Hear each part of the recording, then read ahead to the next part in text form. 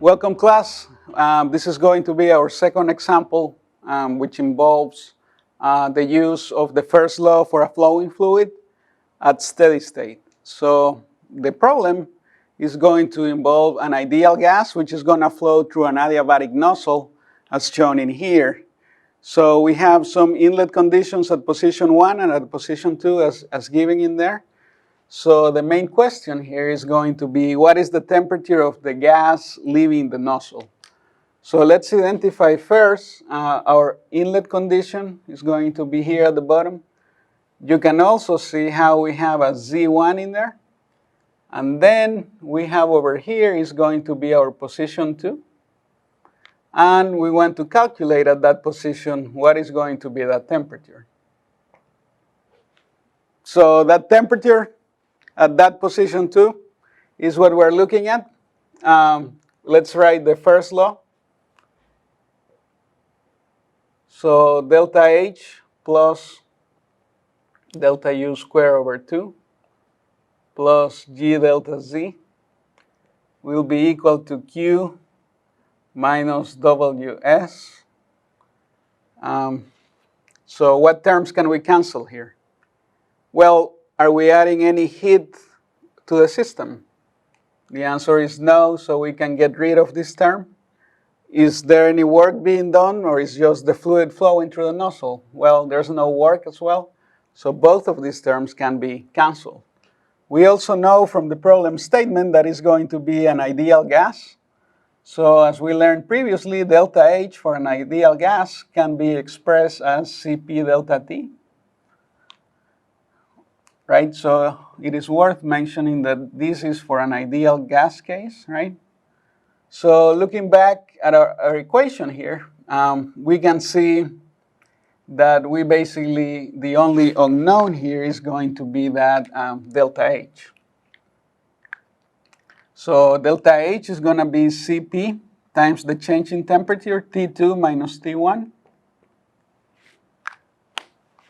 And that is going to be equal to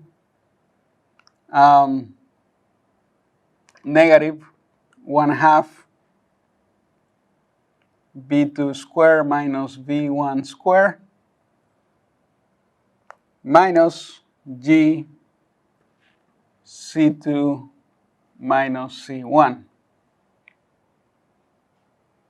So this information is going to be helpful to calculate that T sub 1, which we can calculate by just finding this T2 parameter that we're missing, right?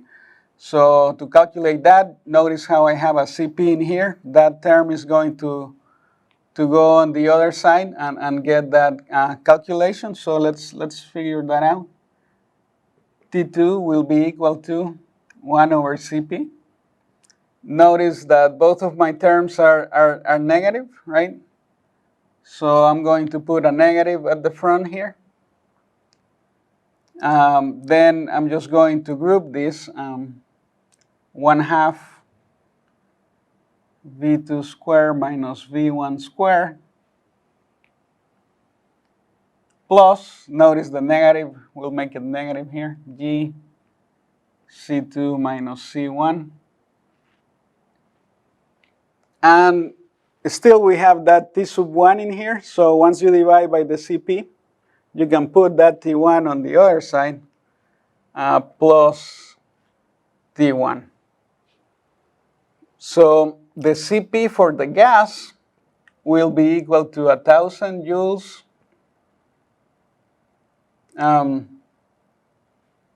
kilograms times Kelvin.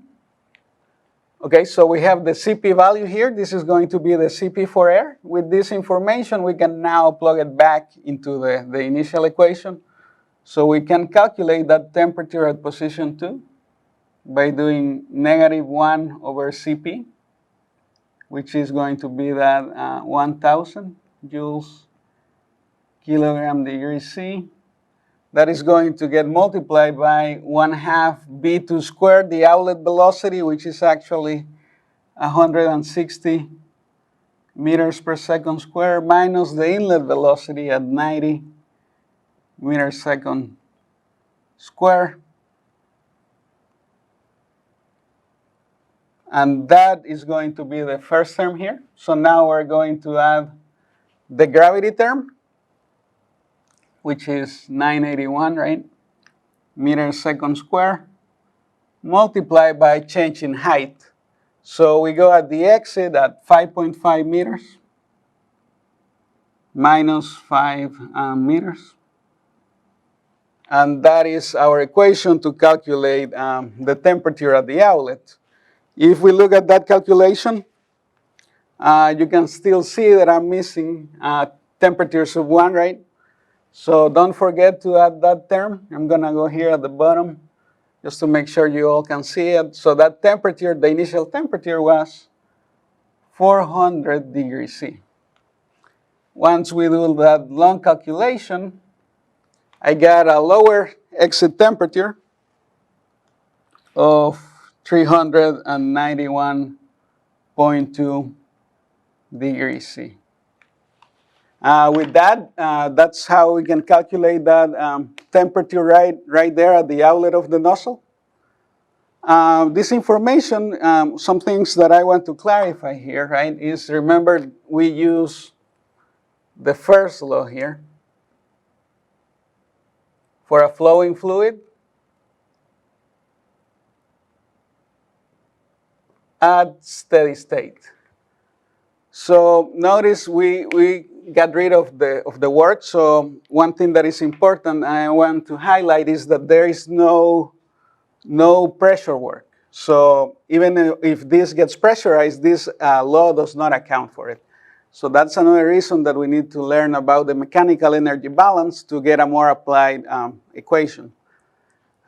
So this example clearly exemplifies what are the effects as well of not having any heat done to the system or any work done. Thanks for watching.